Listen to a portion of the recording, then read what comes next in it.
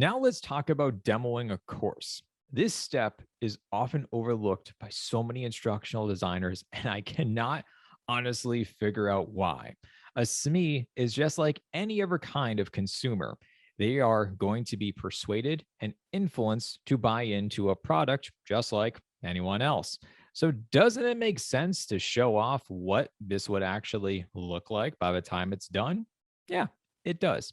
Think about it like this: when you're going to go and buy a car, don't you typically go online, do the research ahead of time to find the right model, then go to the car dealership, check it out, find the car, give it a test drive, make sure it's the right color you want, all the features, and then you sign a dotted line and you drive away with your new car? Well, what if we did the opposite? What if you said you wanted to buy a car and then I just gave you one and then you weren't happy with the choice or the colors or the model, but you were still forced to sign anyway on a dotted line and drive home with it?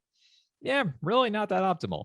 That's kind of what we're doing when we're not showing somebody what an online course actually looks like when it comes to specifically what you can bring to the table. Not just thinking about any online course, but specifically what your organization can do. Your guidelines, your style, your own unique flair and experience with online learning. You want to be able to showcase that. I've been a part of quite a few kickoff calls before with instructional designers where they always talk about and try to paint the picture of an online course.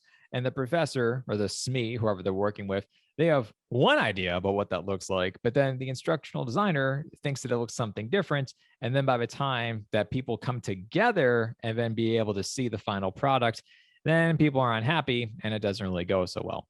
So, my tip for you, as far as for establishing credibility, as far as for being able to make sure that everything that you're doing is going to align, is just to demo a part of an online course and to show them and give them a walkthrough of what it actually looks like. Now, there are four main benefits I could think about when it comes to demoing an online product. The first is that it's going to establish the vision. Where are we going? What are our goals? What is this product going to look like at the end of the day? The next is that it establishes ownership. The subject matter expert is going to feel a sense of pride and ownership with the product, and they are going to want to be involved and affiliated with everything for the design and for the product itself. But next, simply, it creates excitement. The subject matter expert is going to see things and be like, "Yeah, I can see this actually being a real course. I can see learners enjoying this, and I want to have my name attached to this. I want to be able to have my stamp of approval on this to really make the best product we possibly can." And then finally, this is going to create a realistic goal. A lot of people are going to come into this different types of design phase with perhaps one idea, or the instructional designer is going to have another idea. This way, you're both on the same page and you're setting a realistic goal as far as for looking at how many hours, how many weeks, what does it actually look like inside of the modules or the sections of the courses. Overall, you're just establishing a realistic goal for both of you to be able to follow. During this demo, you should also be showcasing the elements of what an online learning experience can actually look like.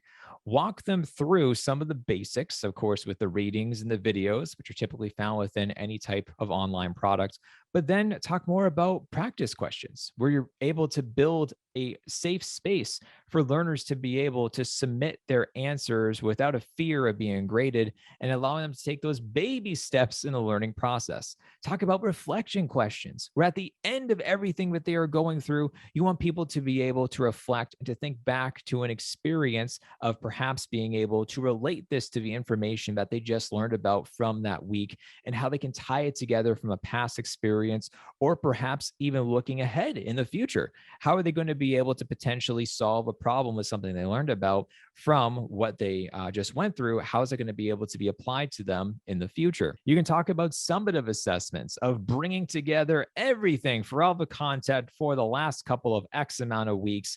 And we're going to be able to have them do a type of a final project or a presentation or a group-based work or anything else of the sort. You can talk more about peer-reviewed assignments and activities, working together with one another. We know from research that it's just as important for learners to be able to get feedback and guidance from the other peers within their program, because that's really who they want to be able to engage with. Yes, they love being able to engage with instructors and professors, but at the same time, they want to be able to work with someone that they can relate to, see what they're doing, because that person is on the same level that they are, and they absolutely care about their feedback. And of course, you can talk about discussions, scenario based assignments, and a variety of other different types of methods that you can really just bring to the table with assessments and what you can do to make the online learning experience incredible. This is something that you are going to be able to do that's going to showcase your value. It's going to show what instructional design is all about and what specifically within your organization, your boundaries, your perimeters, what exactly you can do when working with the subject matter expert. This is, of course, going to give them new ideas of, oh, I had no idea you could do all these different things, which is typically the response that you're going to hear when designing an online program, is that they come in assuming that it's going to be just a quiz, multiple choice questions, and like a reading and a discussion. And that's kind of all, where really we can do a lot more in 2022. And a important note of discussions too, you can really wow a SME when it comes to discussions, because they've always been under the assumption that we have to use a discussion board. And maybe your organization says you have to use a discussion board. I get it, tried, true, tested, and whatnot. But we can do so much more with discussions nowadays. Whether you want to be able to host a discussion within Slack to make something that's going to be a mobile friendly platform for students to be able to connect on the go, or maybe you're going to use something like a Yellow Dig where you can like, comment, and share different types of discussion topics to make people actually find the user experience more enjoyable. Maybe you're going to use something like With for Zoom and have different types of breakout rooms, or maybe you're going to use GatherTown, where people are going to be able to see these virtual characters, these avatars of themselves walking around this type of 3D space, and they can still work together in this type of really crazy virtual environment that looks kind of like if you combined Super Mario and Zoom, but gave people more features together. We don't just have to do the typical ways of discussions, and you can absolutely mention that to them to make sure that they understand that it's not just the typical ways that we've always done things. We can make this much more engaging and relevant and user-friendly for our learners.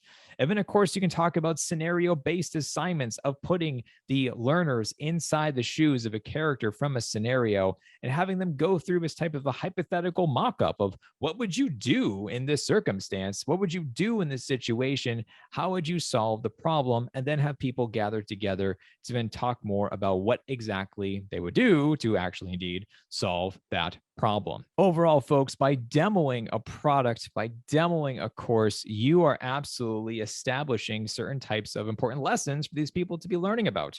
For one, it shows the value of your organization and of instructional design for that matter.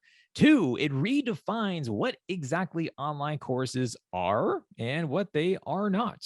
Three, it dispels myths about online learning. And I'm sure you're going to host quite a few different conversations where you're like, no, that's not exactly true. And like, no, we don't do things like that. It always happens. So you're going to be dispelling different types of myths about what learners are going to be doing within the program or the course itself.